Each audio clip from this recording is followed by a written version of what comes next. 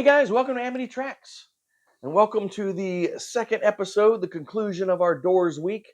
If you missed the first episode, I highly recommend you go watch that. We ranked and discussed all the studio albums of the Doors, and so that's what that episode was about. This is kind of the cleanup episode, like we usually do, where I'm going to talk about live albums, live material, compilations, and that kind of thing. All right. So, well, I guess let's start with the live arena. I'm gonna say this from the outset. I am not a fan of live doors. I It's so weird. I love live albums. I'm usually like a big live guy. I like live albums. I like of my favorite bands, and I love the Doors. The Doors are one of my favorite bands. Um, I have never liked their live material. It's all to me. It's always been a disappointment. I mean, maybe that's a hot take. I don't know. We can discuss it in the comments. You guys disagree. Tell me why you think they were so great live. I mean, obviously they're capable. You know, Krieger and Densmore and Manzarek were amazing musicians. But there's two things that have always bothered me about live Doors music. One is for me the sound is thinner. Like the keyboard sound is the main thing. Um, on their records, I love Ray Manzarek's keyboard sounds. They're recorded so full. They like fill the sound. They fill the space. Live, you listen to a lot of these live recordings. It sounds so much thinner, and that bothers me. It's like their sound is so much.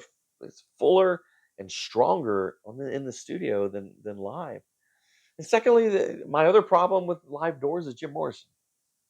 Um, you know, I appreciate usually brave improvisation and taking the music in interesting directions, even dangerous directions. Live. I say dangerous, like you know maybe maybe it won't work or whatever, but they're gonna try something.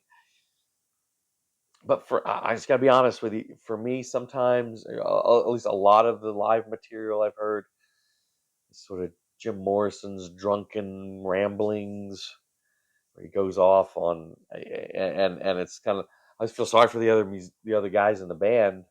They got to just sort of improv with it and go with it wherever Jim takes them. It's just I don't know. So I'm sorry. I'm not like praising it. If you want to hear lots of gushing and praise, the first video in this series there is a lot of gushing and praise.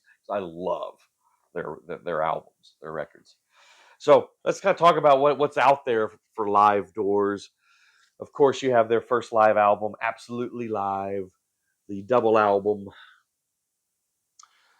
which this it's actually what he looked like at the time. It's funny that they put this thinner, younger picture of him up here for the album art. But no, this came out in 1970, and yeah, man, interesting set list. The opener, their cover of "Who Do You Love," the Bo Diddley song, um, is fantastic. That rocks. That's great. But then they go into this, to me, kind of half-ass, Alabama song, "Backdoor Man," "Love Hides," 5-1 medley. Or to me, again, Morrison's just sort of all over the place. "Build Me a Woman" is an interesting song, because it wasn't on one of their records, but it's not that great. "When the Music's Over" goes on forever on here. "Universal Mind" is kind of cool.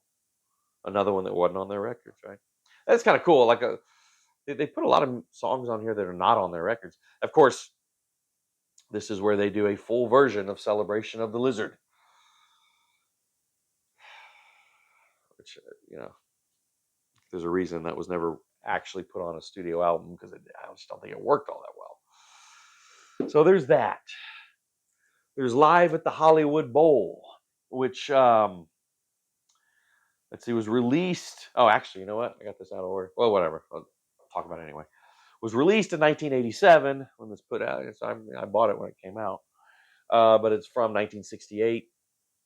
But this one, it's all right, but it's too short. It's like an EP, basically. There's a little intro, and then "Light My Fire" on side one, and that's it.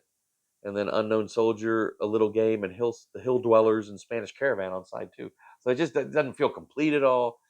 "A Little Game" and "The Hill Dwellers" are just segments of a celebration of the lizard. So it just seems sort of random on their own. Anyway, there's that. And then the other, so this one came out in 1983 when it was released, and this is "Alive She Cried." Now this one's kind of interesting, because it's got. I mean, it does have it has a version of "Light My Fire," which again to me the keyboard sounds too thin. It's way thinner than like on that wonderful studio version. "You Make Me Real" though rocks. That's great. "Moonlight Drive" live on here I think is really good. This of course is probably most notorious for "Gloria," the cover of the Van Morrison classic, the 6-minute "Gloria," where he goes into the slowed down, salacious spoken word middle part, which I don't know. Like I said, when I was in middle school, I thought it was cool, but as an adult, kind of cringy. All right, and then you look on CD here. This is "In Concert," and so this is actually a good collection. If you want like all that stuff just together in one spot, that's what this is. On a double CD, it's the entire um, Absolutely Live, the live tracks from "Alive She Cried," and the live stuff from Live at the Hollywood Bowl, and then also like a 15-minute "The End," which is tacked onto here too. So yeah, maybe kind of a one stop if you want this live doors stuff. There you go, "In Concert." Now they have also been releasing a lot of archival live material, and I was kind of looking on Wikipedia, at least 20 of them or something like that. Like I said, I've never been a huge fan of the live doors stuff, so I haven't been collecting that stuff. I've got two. I have two of them that I can show you. Um, I'll start with the later one. A lot of the live materials from that 1970 kind of period, that later period. So here's one I bought live in Pittsburgh, 1970. Um, a lot of it sort of follows a similar set list to what Absolutely Live. Although there's a lot of stuff on here that didn't. Roadhouse Blues is on here, which is great. Um, some of his improvisation, poetry, etc. But yeah, I mean, it's all right. It's all right. Now, the more interesting one that I did buy, I do like this one. This is Live at the Matrix '67. So this is early, like early 1967, and it kind of sounds like a bootleg. Like the sound quality is not the best, but it's all right though, as long as you kind of know that going in. But this one's interesting. Yeah, this was interesting because, like I said, a lot of the live doors material that had been released before these archive stuff, was later, like 1970 or so. So here in kind of the early day, because I know it's only 67 to 70, but man, did they change, right? So it's like it sounds like a different band, and so it's cool to hear those kind of early roots.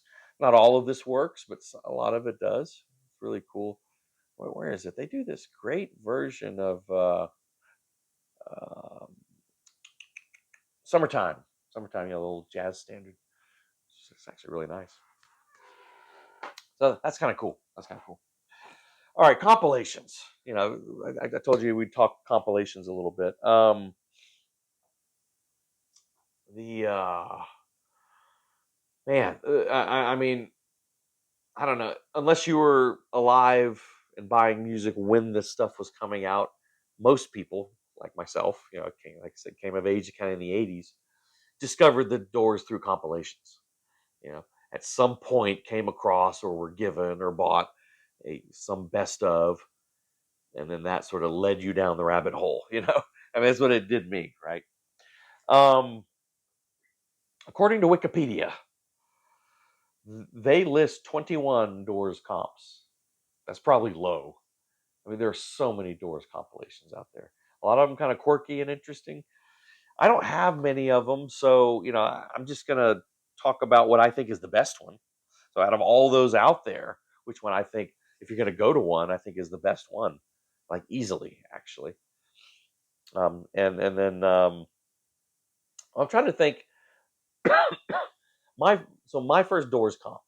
I've got older brothers and older sister, and that's how I got into a lot of the older music. Like they introduced me to this stuff. And my older brother David introduced me to the Doors, and he either had it and loaned it to me, or he just like gave it to me. I don't know, but he gave me this Doors compilation. Editor can throw it up there because I don't have it anymore, but that's what it looked. You recognize that one? A lot of people had that one. What was it called? The Best of the Doors? I don't know. Very Best of the Doors. I don't remember the title even, but that's the one. Later, I got the 2 disc. I think it's called Best of the Doors, um, which was pretty awesome. But the best one that I've ever come across, I think is fabulous, fantastic. It's on CD, called Legacy. Legacy. Now here's the kind of the inner jacket of it, but the cover looks like that. Legacy. 2 discs, and it's damn near perfect. Yeah, I mean, yeah, maybe they're missing couple of great songs here or there, but if you want to introduce somebody to the Doors, or you want a one stop, I mean, that's it. I'm just looking at the track listing here. I mean, and very generous, right? You got 8 songs off the debut. You got 6 songs from Strange Days, 5 songs off of Waiting for the Sun, 4 songs off of Soft Parade, which is all you need. 4 songs off of Morrison Hotel. If you saw my rankings, you know how I feel about Morrison Hotel. I would have liked a few more tracks off of that, but that's okay. But they picked the right ones, I think. And then 5 songs off of LA Woman. What's interesting in the last 2 tracks on here, Gloria, what I just talked about, but also the 17-minute studio version of Celebration of the Lizard is the last track on here. I think listening to it, in one respect, it's like, okay, I understand why that actually didn't make an album. But in another respect, you always hear about it, so it's kind of cool to have the piece right there, and not in a kind of rough live version that you often heard before. So anyway, a one stop, I think that's the best one to go with. Love it, love it. One other thing I wanted to mention real quick. There was they did put out a box set, which I didn't get. Editor can put it up there, with a lot of rarities. But I did buy this. They released a 1 CD kind of sampler called Essential Rarities, and it's kind of interesting. So some songs that never made it onto records. Like Who Scared You from 1969, Whiskey Mystics and Men from 1970. What else? The Orange County Suite from 1970 as well. And then it's kind of some A Woman Is a Devil, and then a lot of live tracks, kind of some rare live tracks. And so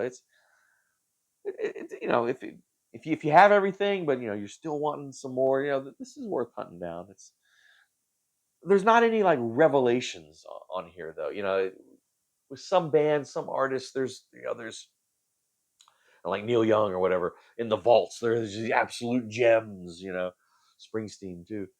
But with the Doors, I found that they did release their best stuff. Because the leftovers are, while interesting, to me, there's no real revelations there. All right. Well, there you go. So that's Doors week. I do love the Doors. It's fun talking about them. But what do you guys think? So in the previous video, we talked about the studio albums.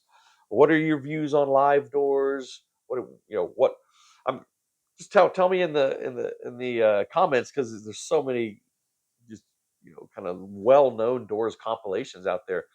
If you first were introduced to the Doors through a comp, which one was it? Because I don't know. It's just because there's 13, right? There's greatest hits. There's weird scenes inside the gold mine, which is a real interesting comp. Anyway, there's a lot of interesting Doors comps out there. So, which one did you first learn? Get introduced to the Doors through, if it was through a comp. All right, guys, thanks for watching. Please do subscribe to the channel, hit the bell for notifications, like the videos, share them. All that stuff helps us out. And we'll see you next time on Amity Tracks.